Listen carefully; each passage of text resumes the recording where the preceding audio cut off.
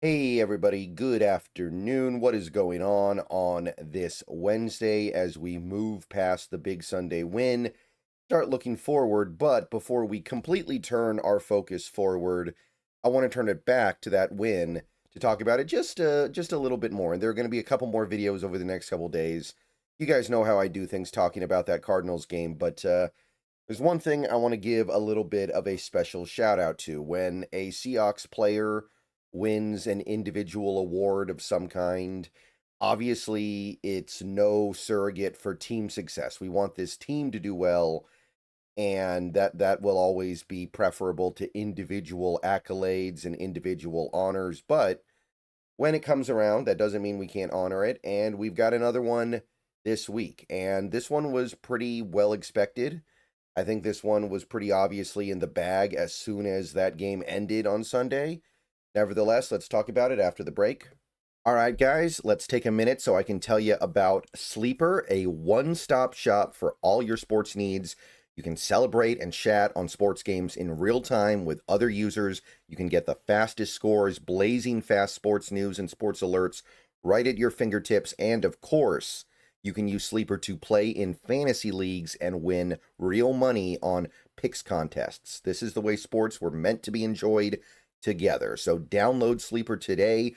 Use promo code SBN to get up to a $100 match on your first deposit.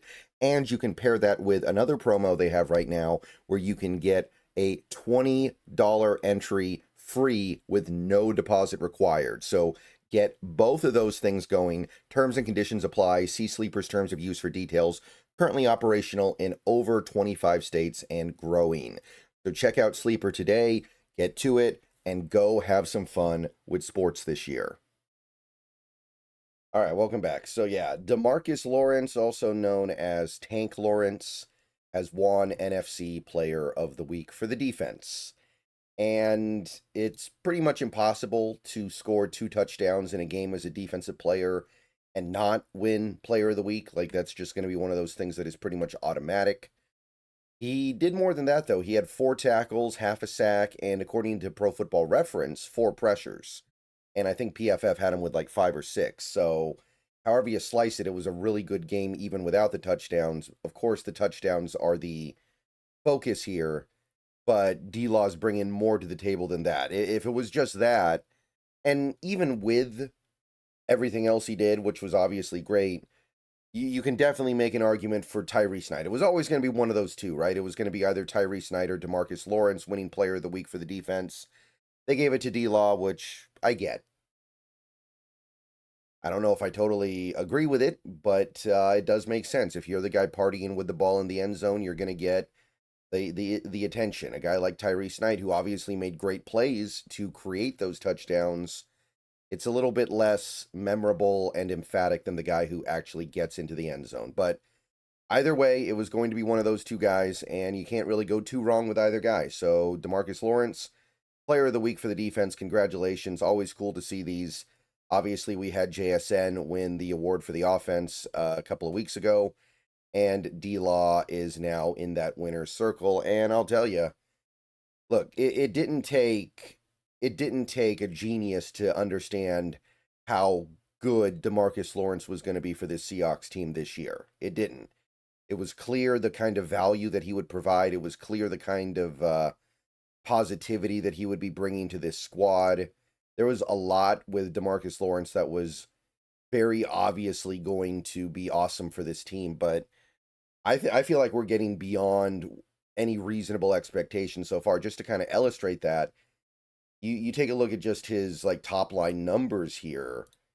This guy's on pace for 8 sacks, and on pace for sacks is always kind of a dicey thing because sacks tend to come and go in spurts.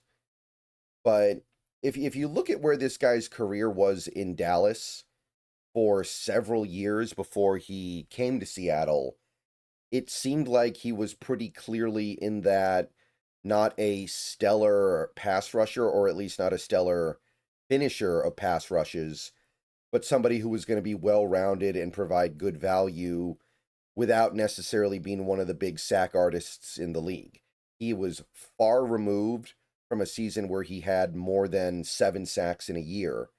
right? You have to go back to 2018, to back when he was a double-digit sack guy. And this was when he was the man in Dallas, right? This was when he was the top pass rusher in Dallas. In recent years, you could say, hey, maybe he's racing to the quarterback with Micah Parsons. That's not easy to do. So your sack numbers are going to get depressed. But this was not, for several years, this had been a pretty clearly lower tier pass rush guy who provided the real bulk of his value as a run defender. He's on pace for 8 sacks. Hasn't done that since 2018. And he's probably going to do it on a team that is, while it doesn't have a Micah Parsons, is very competitive with who gets to the quarterback from play to play. He's not just competing with guys that can't get there, and he's the only guy who's capable, so he gets to farm a lot of high pressures or sacks. That's not happening. And you look at his sack numbers, his pressure numbers, it's even more pronounced. If you look at the PFR numbers here, 21 pressures, he's destroying what he did in previous years. Maybe not 2024, but that was a small sample size, 4 games before he was out for the season. So I don't know if that pace would have been maintained. And you look at these previous years, even his pressure counts were clearly lagging behind what he's doing so far in 2025. He's on pace for 42. Last time he had 42 pressures, he was 26 years old in 2018. So we're getting great run defense from DeMarcus Lawrence, definitely. Can't really deny that. But we are getting something beyond even that. We are getting a really effective pass rusher who is very, very disruptive on all downs to any offense he plays. And he's an older player. He could level off a little bit in the second half of the year. But even if he does, we're still talking about getting something from this guy beyond what you could have reasonably expected based off 2024, 2023, 2022, any year back to really his physical prime. And again, this was one of the things the Seahawks did in the offseason that I think everybody was into.